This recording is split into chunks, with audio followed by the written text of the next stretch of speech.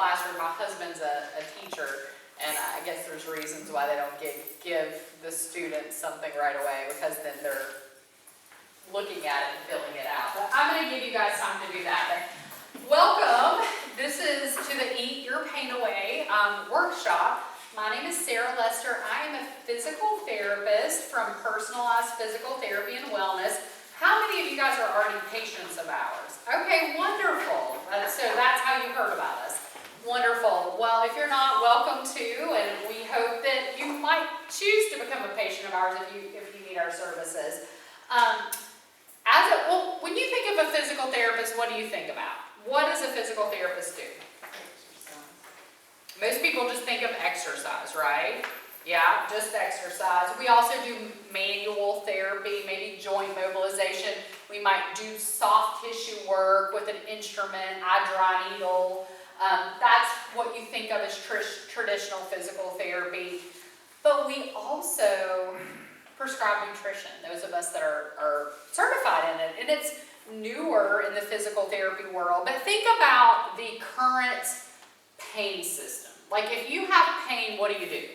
What do you typically do if you start having severe pain in your low back? Where would be the first place you go?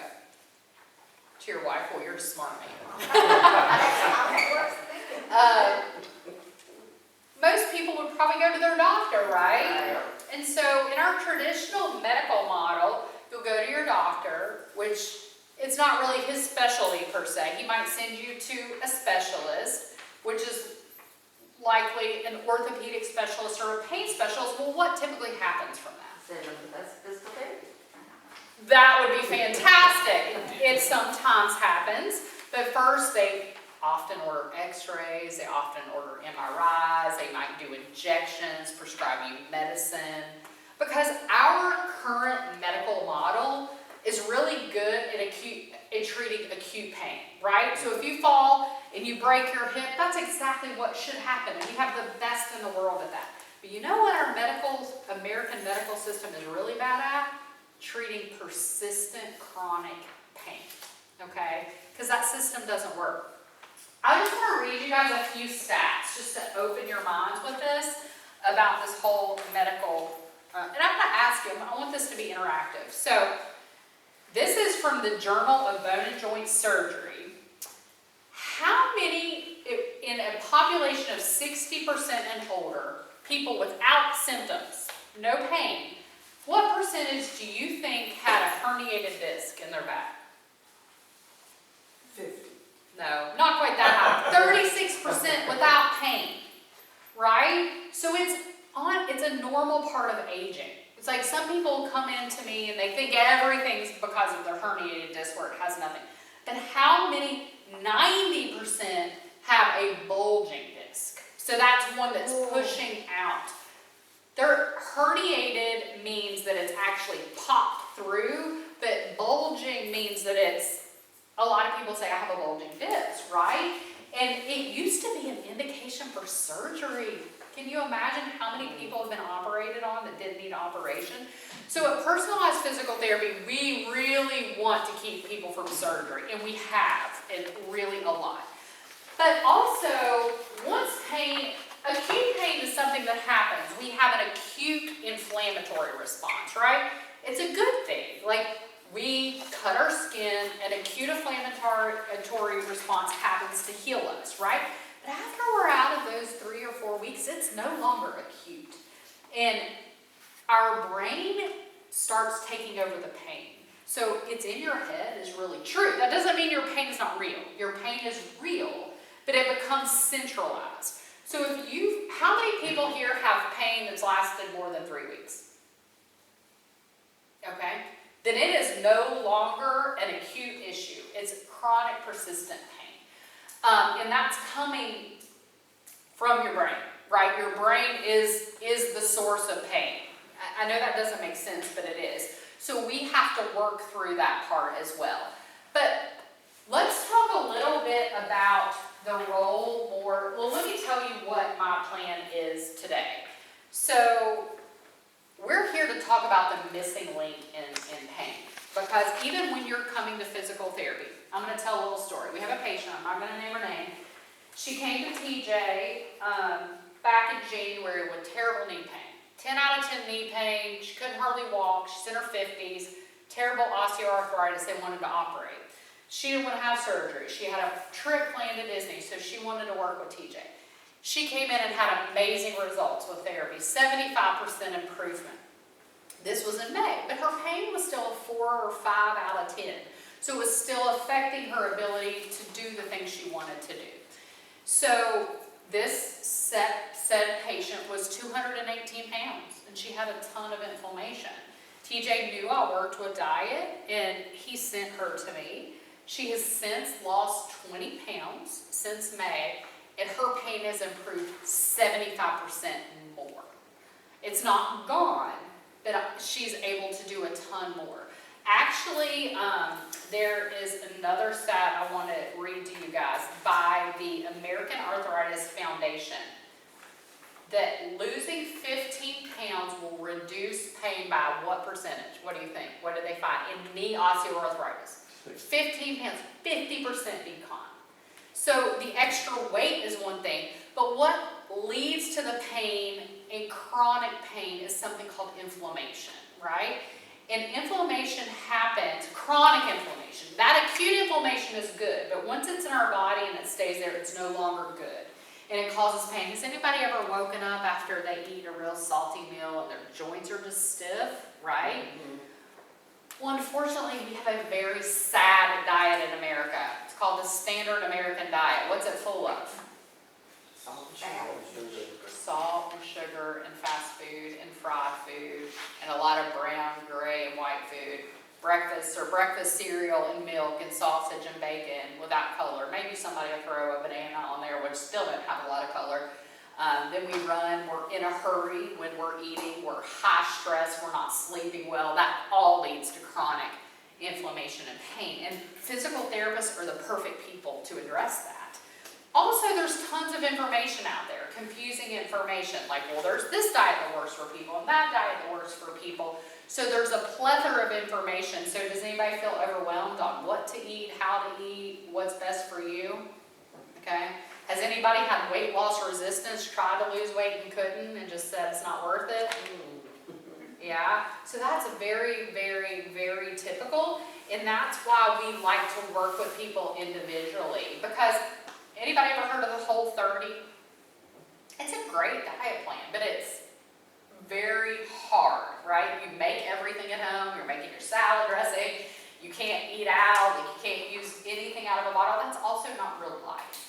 So we look at individual patients and we look at how severe their pain is. Now, we also look at diagnoses. This is all evidence-based when I'm telling you, like treating someone with a neurological condition like Parkinson's or Alzheimer's with a diet, the evidence suggests definitely a ketogenic diet. Very high fat, very low sugar. There's someone with diabetes. We're going to also treat with a very low carb diet. We might start with more of a ketogenic healing program for them, but there's a lot of factors that go into that, like personal preference and compliance and age and finances and all that. So with all of that information, you need a guide. Like you need a guide, and that's what I am. Like I am literally a guide to educate you on what's best for your condition and how to change things. And we do that working with people one-on-one. We will in the future have an online program that we'll be offering, and we're in the beginning of developing that. But my goal today is to give you guys education and awareness about how the food you eat directly impacts your pain, and to educate you and give you resources to be in your pain healing. So the very first thing I want to do is I want to take 5 to 10 minutes, and let's just start with how healthy is your diet. That one, okay? And I want you guys, does everybody find that? And I want you just to take a few minutes and fill it out and let me know if you have any questions. This one? It's the one that says, how healthy is your diet at the top? It's staple together. Did you get that one? Yeah, Okay. it's staple. Oh, it's staple, yeah. Most of them are. This is this one? Oh, That's there this it one? is. Okay.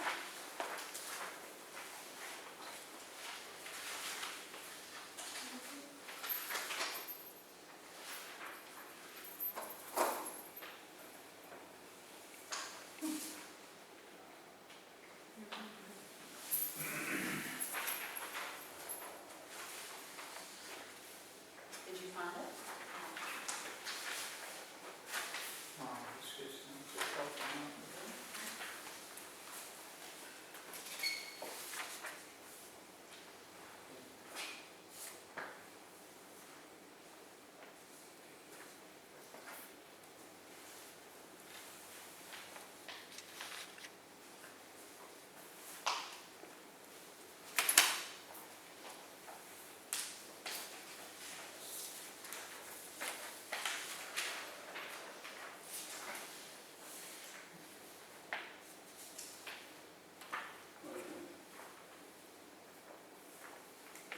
Got it?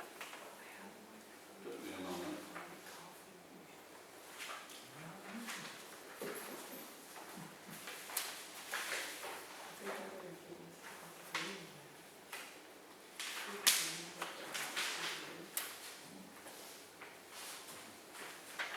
I have one on here I don't agree with, but there's a couple, and it's individualized, but this is a standardized test, so I can't change it.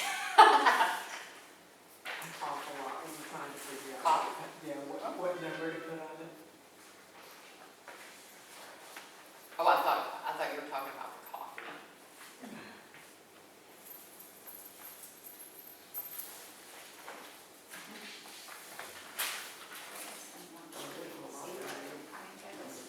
What? Copy That's yours. just less than once a week. Mine, I think. Well, what is less than once a week? Zero. Well, no, that might be like twice a month. Like you're not having it. This is one a week. Okay, well, I don't know. Let me see. It's bottom. Well, maybe some weeks you have it and some weeks you don't. Don't overthink it. Yeah. No, I'm just critiquing it. Critiquing, that's fine. It's a standardized test. Again, I can't change it. This is what the research was based on, so.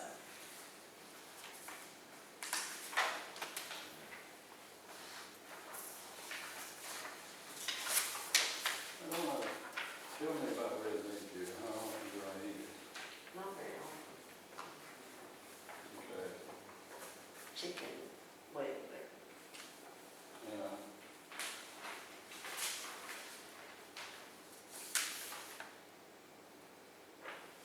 And I want you guys, don't put what you wish you did, put what you really do. Because this is awareness. This is just to bring awareness. It's not to make you feel bad about what you're doing, but it's just to give you a place to start, okay?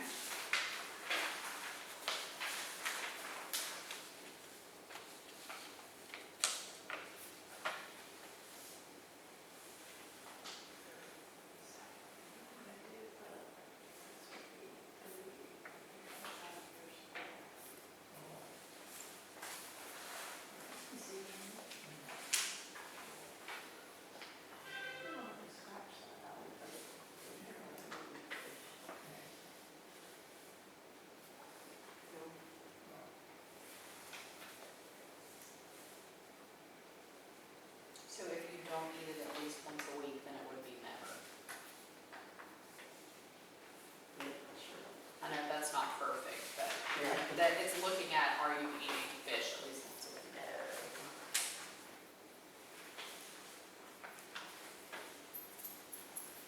And whole grains doesn't mean white wheat. What'd you come up with? Is everybody doing pretty good? Need a couple more minutes?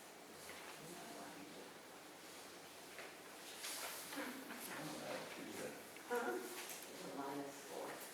Yeah.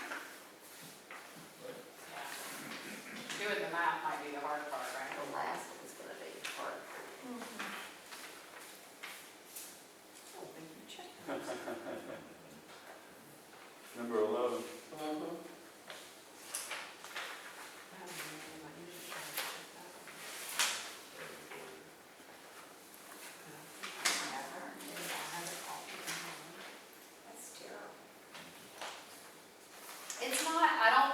judge. I just want you to become aware, right? You're judging him. What else is there? Yeah.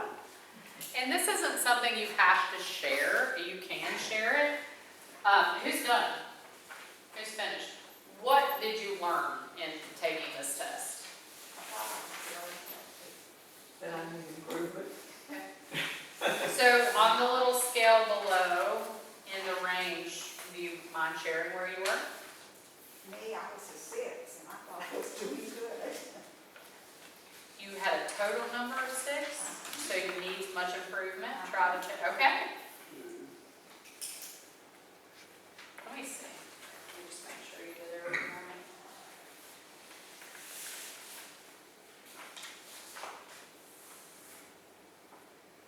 Okay. I think my math is worse than my diet.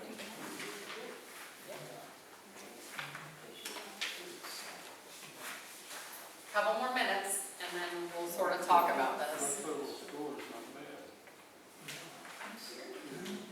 Except I can't read what I put here.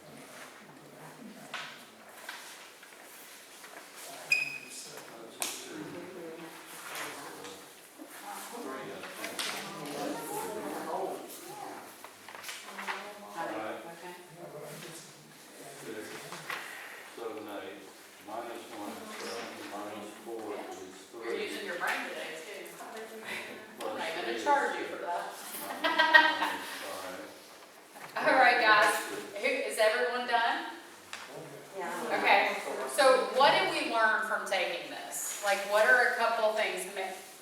Maybe you learned that your diet isn't as healthy Yeah, as you thought, right? obviously. Okay. And did anybody else feel that way? Right? Okay. And- Absolutely. Right. If we, what is the definition of insanity? Keep on Doing the same things over and over and expecting it to change. But some of that is just really awareness and educating. So, but when you took it, it's sort of by the score, you can sort of tell what you can do to make your diet healthier, right? If you're only eating fruit, anybody get a negative number on fruit?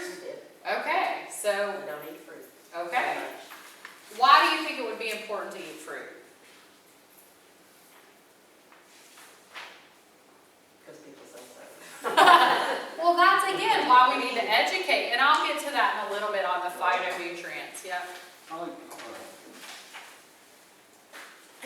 I'm sorry, go ahead. I like fruit. And a lot of it is personal preference, right?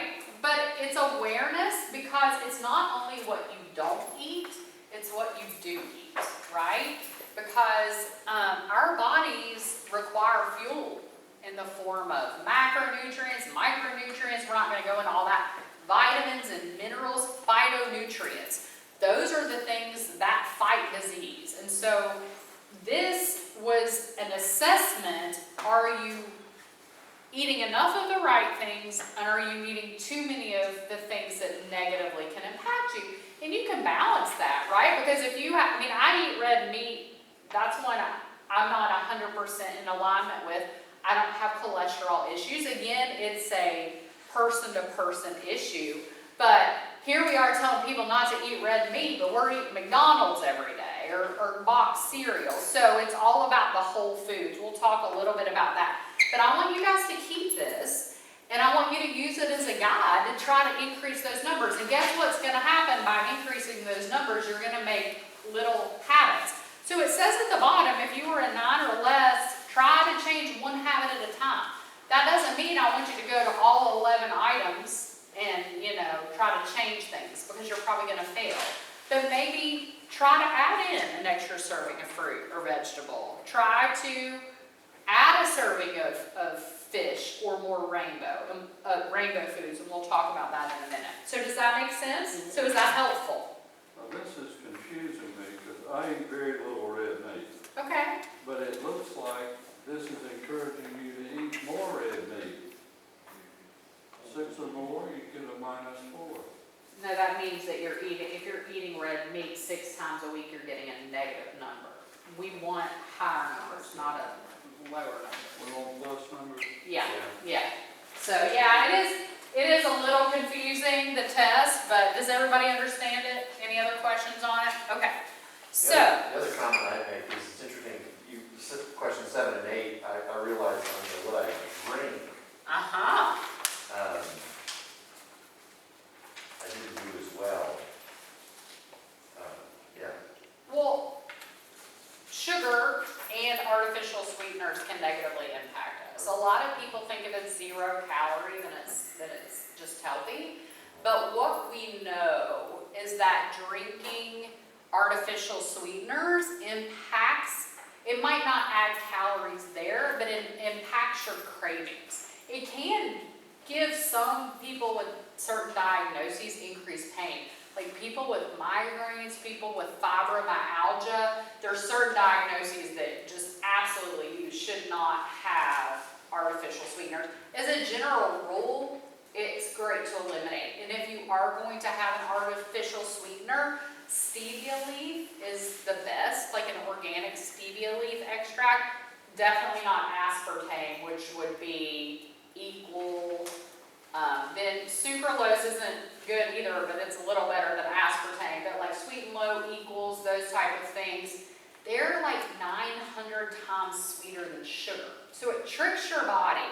So a big part of obesity, have you guys heard of metabolic syndrome? Okay, well that's something like pre-diabetes. So what happens is our bodies, their regulation of insulin goes off. So do you guys even understand diabetes, insulin, sugar? So when we eat sugar, the pancreas releases insulin, like to bind with it so we don't have an increase in blood sugar in our body, because increase in blood sugar leads to diabetes, poisoning of our body, right? So what happens though when we eat this excess sugar, excess insulin is released. Guess what that does if you have more insulin than sugar? Guess what you're craving? Sugar. Right. So when you're eating this non-caloric beverage that's telling your body it's sugar, guess what happens? Insulin gets released, which guess what happens? You crave sugar, and you probably eat sugar. So studies have shown that actually people that constantly drink diet sodas are more obese than people that just drink a regular soda once in a while. So neither one are good. I'm not advocating for Coca-Cola or Dr. Pepper, but there is a lot to that. So, but furthermore on the metabolic syndrome and insulin, when it happens time over time, your body just can't keep up. And that's what happens when you're diagnosed. You get that higher blood sugar level, then it leads to type 2 diabetes. And we have a huge epidemic of that, which leads to tons of pain and chronic conditions. So, okay, well guys, I hope that was helpful. I want to read a couple other stats to you guys. So, what we know is that pain and weight gain are related. We talked about that already. Lose 15 pounds. The Arthritis Foundation said you're going to have a 15-pound or 50% reduction in knee pain. But I want you to think about this staggering fact. In America, 69% of people are overweight and 35% are obese. So that's the majority of people. If I'm doing the math, that's more than 100%. So we're fat. Like our numbers are way more than the rest of the world. It's because of our diet full of sugar, full of processed meats, foods, convenience foods, and all that. So the main diseases that are related to persistent pain, some of the main that we know that there's a link through studies are osteoarthritis, arthritis in your joints, knee pain, hip pain, back pain, spinal pain, any joint pain, autoimmune disease. So that leads me to the second test. This is the inflammatory index. So autoimmune, I know guys, it's a lot of homework, you didn't know this, but I'm here to educate you. I am a therapist that actually one of my patients coined this term because she's a sit-down talk-to therapist, a family therapist, and she said, my patients I want them to be an active participant in their plan of care. I can give you all this information, I can give you a home exercise, I can even come in and stick some needles in you, but my goal is to make you an active participant in your pain plan. If not, we're not gonna have the results that you want. So that's why it's important to have this education. But so, autoimmune disease is the body attacking itself. This is directly related to inflammation and diet. So I want you to go through, we're going to spend a little bit of time on this again. We have plenty of time to do it, and I want you just to at least get started on this. I'm going to give us 10 minutes, and if you don't finish, that's okay. Which one is that, the inflammation index? Yep. Okay.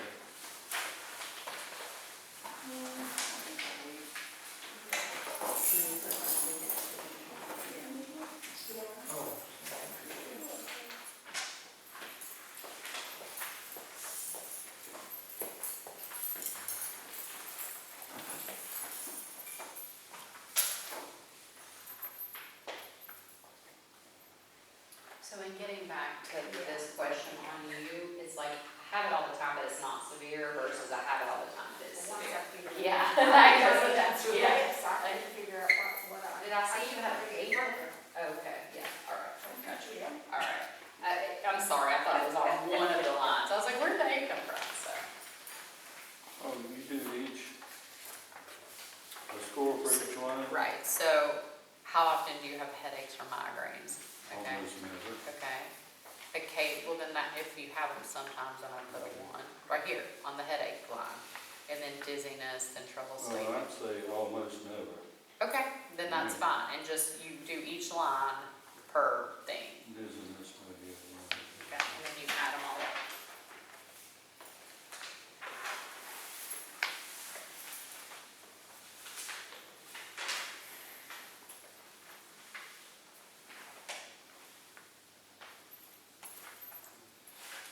Vision problems wouldn't be, had that glasses, right? Or is that, Any vision problems? What are you looking at specifically? it just said vision problems. Nearsighted or farsighted. Yeah, like nearsighted, but it's not a problem. Okay, then if you don't feel like it's a problem, then no.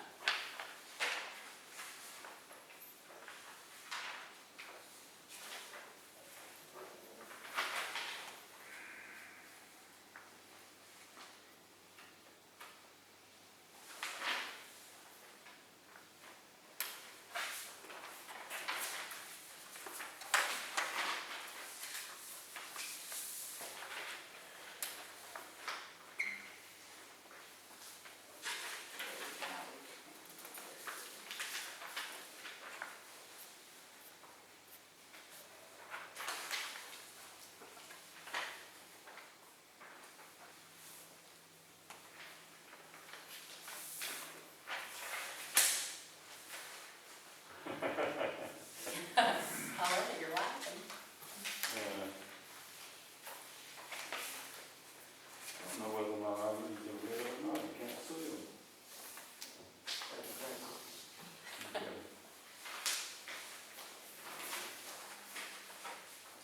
Bags and circles, I don't know. And you've got bags and circles.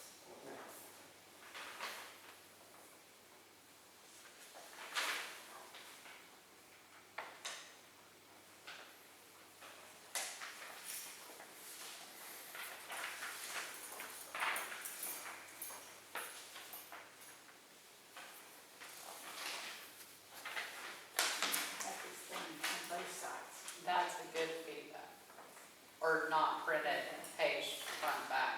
I don't know, that's the only one that printed front and back.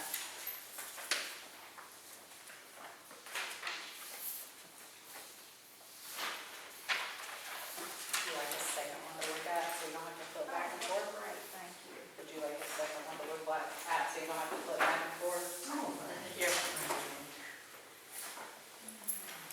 Does anybody else want a second one so they don't have to? I don't know how to. We're trying to give you wrist tendonitis. Having special on wrists. Yeah. Absolutely.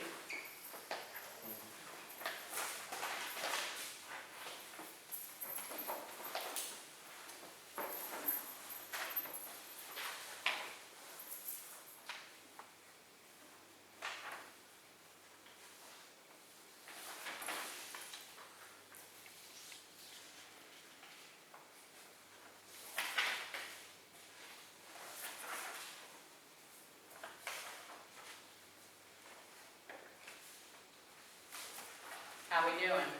Getting through it?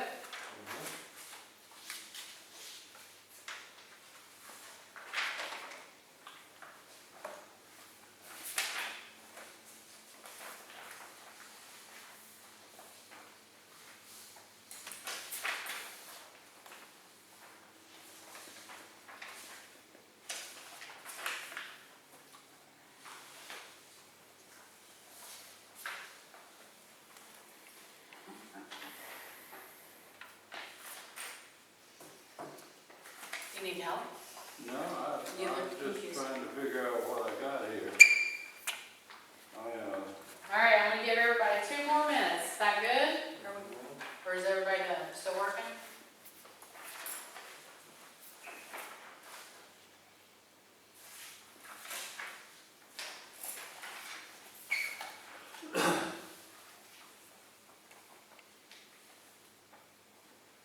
Anybody that's done, want to say where they were, what their most severe area was? What's your musculoskeletal? Okay. Wait a minute, is there more I done this? But that came from Oh, I didn't see it back there. Oh, good Lord. You can take your homework home. We got 1 more minute. It's like the standardized test you never finish in school, right? Yeah. My son just took the ACT and he's like, Mom, I think I killed it, but I ran out of time. Well, that's why you usually take it more than one way. Then you probably He did it. I mean, he's a 4.0 student and his ACT scores did not reflect that. So I think it's just the learning curve of that time management in that, so.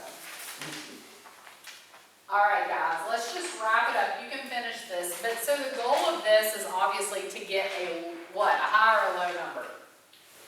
Low number, right? And so I want you to keep this once you start implementing some of the dietary changes and see if it changes. Now, if somebody were to come to me and they had like 12 on head and they were having serious migraines and everything, we would probably get really specific on their diet. So if you're having one area that's super severe, that's impacting your life, keeping you in pain all of the time, that's when you need to seek outside help because there is specific diet protocols. And we're going to talk a little bit, we're going to talk general, but know that there is customizable. So where do you start in all this, right? This is a lot of information. Well, where do you start? Well, we talked about making one healthy change as a start, but I don't know if when I'm ready to make a change, I want to make a change, right? So it might just be adding in a fruit or adding in vegetables and adding in more good food or drinking more water. There's a ton of things, but it's going to be very personalized to each person depending on what's going on, their food preferences. I mean, some people just are never going to eat fish, right? Like they hate seafood, they're never going to eat fish. We're going to have to find an additional source of healthy omega-3 fats for that person because that's what's really beneficial in fish. So what we're going to start with is just core nutritional healing. Like in general, everyone can benefit from these things. So what that looks like, and we're going to go through the phytonutrients, but eat a phytonutrient-rich food. Lots of vitamins and minerals. Have you ever heard of Eat the Rainbow? So we're going to talk about that and how different foods help with different diagnoses. Eat protein with each meal. Who knows what protein is? Protein's a macronutrient. So name some protein foods. Meats. Okay. Beans.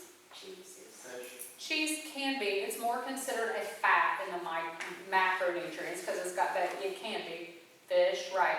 So what would be some healthy choices of non-processed meats to add?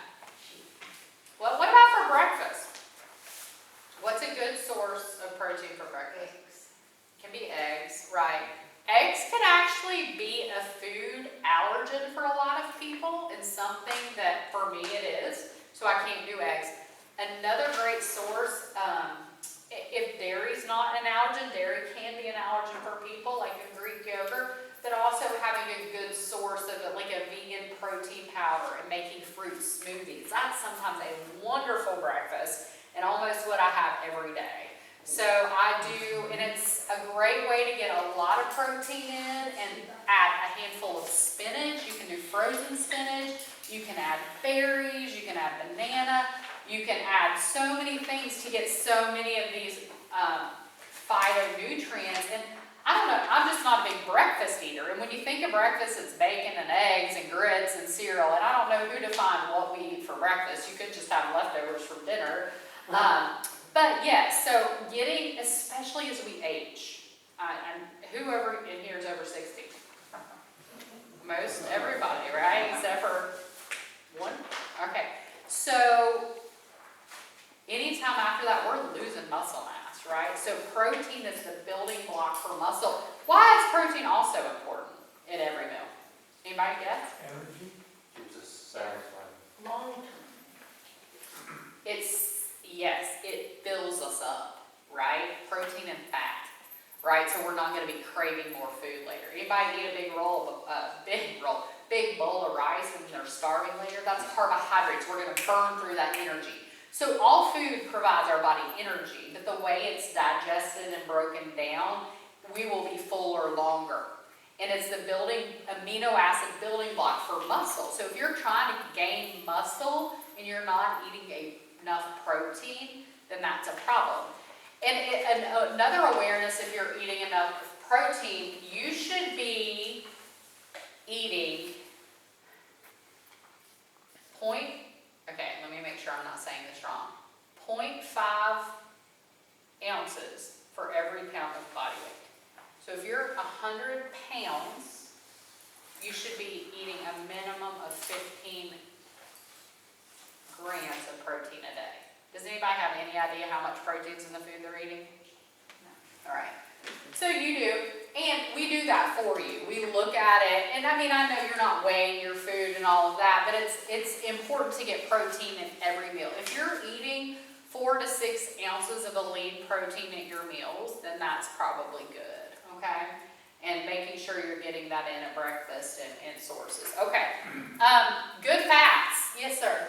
Does quinoa have protein? Who? What? Quinoa or quinoa? I don't know. Quinoa, a little bit. It does. It's a grain that has a little bit of protein, yes. It wouldn't be our macronutrients in every meal that we're going to be getting are protein, carbohydrates, and fats. Those are the big rocks, okay? Our micronutrients are all the minerals and vitamins. So if you were looking at a macronutrient, then quinoa would be a carbohydrate and not a protein, even though it has a little bit of protein. Whatever the majority of that food is what it's considered. Like nuts, people think of nuts as a protein. It has some protein in it, but not much. Like you'd have to eat, if on the average person needs to have at least around 20 grams of protein per meal, you'd have to eat 1,000 calories plus of nuts to get anywhere close to that. So it's a fat. Nut is a healthy omega-3 fat. So there are good fats and bad fats. We've heard that, right? And in America, in our standard American diet, because of all the processing and GMOs, that balance is way out. We need omega-3 and omega-6 fatty acids, but the ratio needs to be more omega-3 to omega-6, but ours is the opposite, and that leads to massive inflammation. So we're not going to get into the details of that, but eating healthy fats. What's a healthy fat? Olive oil, yeah. What else? Cheese. Avocado, yeah. Avocado, yes. Salmon. Cheese can be, if it's not a food out, it's salmon, yeah. Nuts. So seeds, nuts, avocado oil, olive oil. Stay away from vegetable oil. Why? High omega-6 fatty acids, right? So vegetable oils are not ideal. So if you're going, and when you're cooking, avocado or coconut oil are the best options. Because when they're heated, there's a chemical process that happens, and you don't want to heat olive oil to a high level because it can be carcinogenic. So olive oil is great for tossing in foods, like making dressings or tossing in pastas, but it's not great for cooking. So my favorite oils are olive oil, coconut oil, get the non-flavored unless you want a coconut taste, and avocado oil. I probably use avocado oil the most. Don't be afraid of fat. Like, you all were raised in the low-fat era, like, probably, because my parents were. It was all low-fat. That destroyed us. Fat does not make us fat. Increased sugar and carbohydrates in that diet that we're eating is what makes us fat. I eat an extremely high-fat, high-protein, low-carbohydrate diet, and it controls my pain, my inflammation, and my weight. So that's what works for my body, yeah. I may have missed it, but I don't recall your mentioning butter. Butter, if it is butter, not margarine. Butter. Absolutely, margarine is a fake food. It's not even food. If foods don't rot, don't eat them. If it's something like, yeah, margarine is bad. So eat real butter. There's also ghee, but butter is okay. Yeah, for sure. I'd much rather you have olive oil than butter, but real butter. And Kerrygold's a great grass-fed source of butter. But again, dairy can be an inflammatory for some people, but I eat butter. I eat real butter. What about the spray, which is a soy, I think? Well, there's all different types. I use the Chosen Farms, I think it's called, avocado oil spray. I just order it, but you can get it. It's a great cooking spray, and so you don't have to douse a cup of oil because there's a lot of fat in oil. A serving of healthy fat is like a tablespoon of oil. I don't know about you, but when my mom cooks and she makes green beans, she just pours the bottle and like puts it in her beans. I'm like, wow, those were some fat in green beans. But don't be afraid of fat, because why else? Yes, sir. Yeah, I think I might have heard you wrong, but you said that coconut oil should not be heated. It should. No, coconut oil is fine to heat it. It's olive oil you don't want to heat. Okay, Yeah. I get you. Mm-hmm. Don't heat olive oil. Cool. No, don't heat olive oil. Don't cook with olive oil. Yeah. Yeah, Don't cook they with do. olive oil. Yeah. But it's all education. So just switch the cooking to avocado or coconut oil. Okay? I mean, we could spend 20 hours in here, but I'm hoping are you all learning something, gaining some tips? Okay, so, good fats, non-starchy vegetables. Okay, so let's get back to insulin, right? I'm happy with pretty much all vegetables when somebody's starting. If you eat whole foods and you're eating, I don't care, meat, any kind of meat, healthy fats, vegetables, fruits, seeds, and nuts, and you're not eating any of the other crap, you're probably fine. But that's not how people eat. That's how our ancestors ate, and that's why they were healthy before we added all this fake food in. However, when people come to me, I typically start people in a lower carbohydrate diet to get their sugar, to get that cravings away and all that. And we eat low glycemic index foods. And so that means glycemic index is how much effect the food has on your blood sugar and that insulin response, okay? You can go Google glycemic index fruits and vegetables and just print them out for yourself if you want. But non-starchy vegetables, let's name a few. Non-starch green beans. Green beans. Anything green, pretty much, yeah. Maybe not a green onion, but what? Carrots. That is a starchy vegetable. Actually, it's a higher glycemic index. So, yes, so the higher glycemic vegetables would be, what's probably the highest? Potato. White potato, right? White potato. I mean, you still like sweet potato and red potatoes are still going to be higher, and they're still considered starchy. So, vegetables that I eat a ton of are anything green. Like I eat tons of salad, and I get a variety. Like I get spinach, I get the mixed greens, I add lots because you want to get variety. Zucchini is probably one of my favorite vegetables because it's so versatile. Like, I have one of those spiralizers. Have you ever seen that? I make zoodles all the time, and I don't even miss noodles, right? Wow. Yeah, I like, right. I mean, it's not like fettuccine Alfredo occasionally doesn't taste great, but if I make that for my kids, then I will make zoodles with meat sauce. And zucchini is just, you can actually make pizza crust. Like, there's so much you can do with zucchini and cauliflower. That's another one.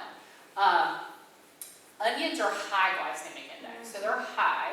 I'm being nitpicky now, but you can look, non-starchy vegetables are going to be anything green, and just eliminating the whiter ones, okay? So eating protein in each meal, good fats, non-starchy vegetables, nuts and, yeah, What about like gourd type vegetables? like squashes, they're starchy. Yeah. Now, spaghetti squash is lower, so that would be a good option. But like squash, like butternut squash, so the sweeter it is, the sweeter by taste, like if you just want as a general rule, like a carrot's a pretty sweet vegetable. It's gonna have a higher glycemic index. Same thing with fruits, right? So what do you think would be the higher glycemic index fruits? So I'm sorry, I missed it, glycemic is not good. So glycemic index is a number that they give a food based on how it affects your blood sugar, okay? So it might not even, it takes into account the sugar and the fiber. Because is fiber good? Absolutely. Eat more fiber, fiber-rich foods, because it helps balance that out. So if it has like a higher sugar and a higher fiber, the glycemic index is going to be lower than one that has a higher sugar and no fiber. So it balances out a little bit. And you can go literally print the fruits and vegetables in the glycemic index. But high, what are the sweetest fruits? Grapes. High glycemic. Yes, grapes are probably one of the highest glycemic. Again, I'm being nitpicky. But if we're talking about the effect on blood sugar, it's going to have higher sugar. Yeah? Oranges Are moderate glycemic index. High mango, high pineapple, high watermelon. That doesn't mean I'm telling you not to eat it. I want you guys to hear me right now. Fruits are great if you're eating a whole food diet. But I'm talking about a core healing program. That's different than a healthy diet. For pineapple, how's that? Probably the highest. Oh, no! Yeah. Almost. I know, this is my favorite. But I want you guys to hear me. You took the how healthy is your diet, and we want you to increase fruits. I don't want you all to be scared of fruits. We're talking about healing, okay? This is a short period of time to decrease sugar, decrease some of the pain, okay? That's decreased time. So I'm telling you the things that I want in your diet in the beginning, okay? So lower glycemic fruits. I'd much rather you go have some pineapple than go to Wendy's and get a Frosty, right? If you're craving something.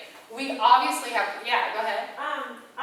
Maybe this is like a bookmark that I'm sticking in here, but. That's okay. What I'm wondering is like,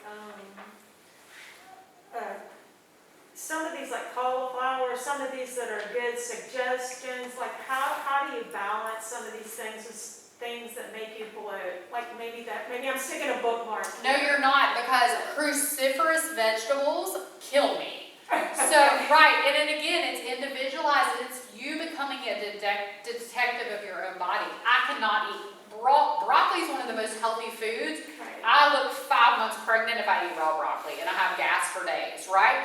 So it's your body. It's that high fiber, and my gut can't handle breaking down raw broccoli. If it's cooked, it's fine. That's part of knowing your body and knowing that. So I don't eat raw broccoli. So it's not just in my head. It's not in your head. Right, and there's some people that can't eat nightshade vegetables, which are tomatoes, and that can be inflammatory for people, right? Tomatoes and peppers and eggplant. But again, this is getting into working with a professional. If you're in that much pain and you're trying to figure that out on your own, you're gonna be all over the place. So there are tests that can be done for food sensitivities. I don't like sending people that route first because we do like food elimination of the major things. And that's getting to that, the next part. We talked about the core healing. Let me just review that. Proteins in each meal, good fats, non-starchy veggies, nuts and seeds, fruits. I'm not going to be picky, just fruits and whole grains. Like whole grains, 100% whole grains, legumes, things like that. That's core nutritional healing, okay? You're probably, if you implement a diet just of that over a month period, you're all going to lose 10 pounds and be a lot decreased in inflamed. Now, you might still have some symptoms because some of you might have an egg intolerance or a dairy intolerance or something that's keeping that inflammation high. And you don't know, you're like, I'm eating all these healthy things, but I'm still getting stomach bloat and I'm still having these symptoms. Well, that's when we go to the gut healing, okay? Because if I go straight to an elimination diet and I tell somebody, no gluten, no dairy, no eggs, no corn, no soy, no sugar, they're like, what? So, right, but there are times where people come to me and we go straight to that if they're ready, and that's all a component. But that's the next step is elimination. And once we eliminate it for a short period of like 3 weeks, then we start adding it back in and using that inflammatory index, start seeing, are these symptoms coming back? For me, if I eat eggs, I'm in terrible pain.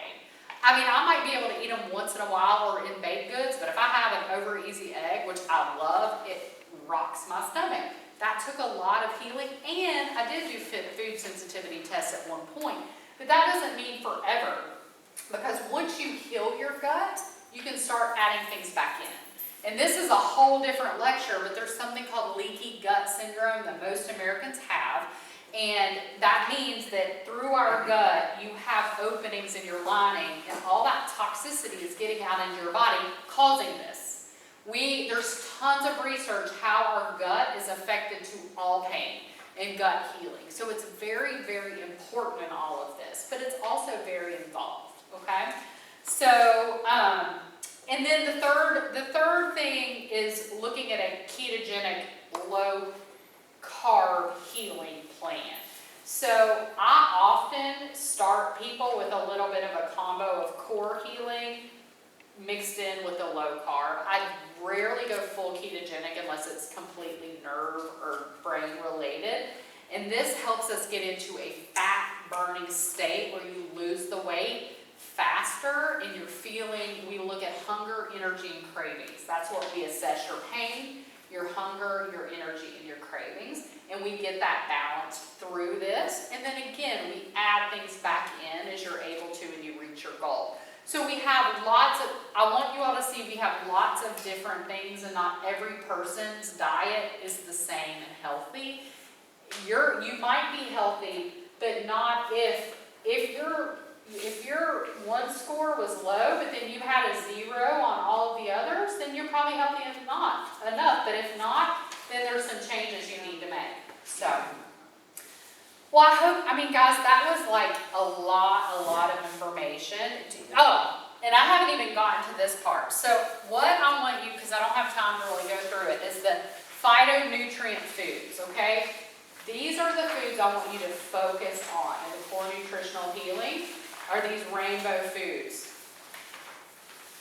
And adding more and more of them into your diet. This is going to be more fruits and vegetables, in addition to your protein and healthy fats. But they're also going to give you different steps to add in. Like, aim for 10 servings of plant food a day. That's a lot. That's a half of a cup. But aiming for that. But think about if you ate that, would you eat a lot less of the other stuff? Right, because you're filling up on fiber and nutrients and vitamins and minerals. So you're actually feeding your body, not just feeding your cravings. Like you're getting great sources of food. Knowing your sources, varying it, because eating the same food over and over and over can actually build a food intolerance. I did that to flaxseed actually, and so flaxseed became very inflammatory to my body because I ate too much of it. So, our ancestors used to rotate foods, like seasonally, right? So eat, and we can get anything anytime now, so that's harder. But eating foods in season or rotating, trying a new food or recipe, those are great ways to do that because we get in a stuck rhythm of eating the same things over and over. So it's great to rotate it. Buy local when you can. Like Louisville does anybody shop at the little Louisville Farmers Market down here? They have great produce and meats, and you're gonna maybe pay a little bit more for it, but I mean, to me, that's an investment I make in my health. I don't even know if you're paying any more compared to the grocery store prices now. Did you have a question? When you said flaxseed, I was wondering where they fit into the oils you were talking about, the health foods. Flaxseed's a very healthy omega-3 seed. Well, flaxseed, Is the one. I don't know. I don't use flaxseed oil, so I use flaxseed like on yogurt. So I don't want to answer that because I don't know. We talked about eating the rainbow of colors, varying your choices, combine, like I talked about mixing the lettuces, combining lots of different foods together. One of my favorite places to eat out here healthy is Cava. Have you guys been to Cava? You can get so many different foods in that little salad. I do just the salad bowl, but you can do a salad and grain bowl. They even have a low carbohydrate option, but it's great. It's fantastic. And being creative was, just being creative and eating locally, eating foods that are fresh fresh is best, and then frozen, and then canned. So those are just some things to get you guys started on a healthy eating journey. So, We're going out to eat after this. We almost ruined it. Nice. yes, sir. Now, I'm just curious, this will probably say tough to answer, but if you were to say introducing 5 non-inflammatory foods, things that we might not Okay. be doing, what would those be? This antioxidant list, we didn't even get to that. So antioxidant is anti-inflammatory. So these are great. This list are the top 15 foods per serving to decrease. It combats inflammation, the antioxidant. So oxidative stress leads to inflammation. That's a lot of physiology we're not getting into. But there is a lot into this. But yes, eat more of these foods. Yep, eat more of these foods. And use spices. Like, we've stopped using spices, and that just doesn't mean salt and pepper. But don't be afraid of salt. Like, they've made you be afraid of salt. Salt is not a bad thing. Especially if you can get, true, pink Himalayan sea salt. But just don't be afraid of salting whole foods. It's the processed sodium that's bad. But salting, your food at home, it's okay. How about ground cloves? Is that? Great, yes. Cloves would be fantastic for you, yeah. I don't think you'd be overwhelmed with one.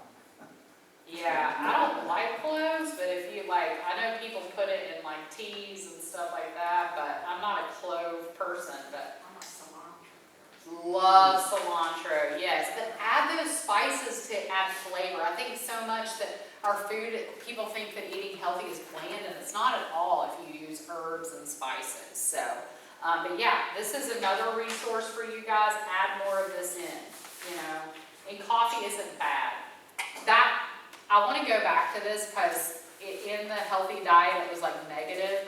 I think it's it's asking you, is that the majority of what you drink, right? And coffee can be not great for some people if it's increasing your heart rate and if you drink too much of it causing cravings. But for me, it is a treat for me to have coffee.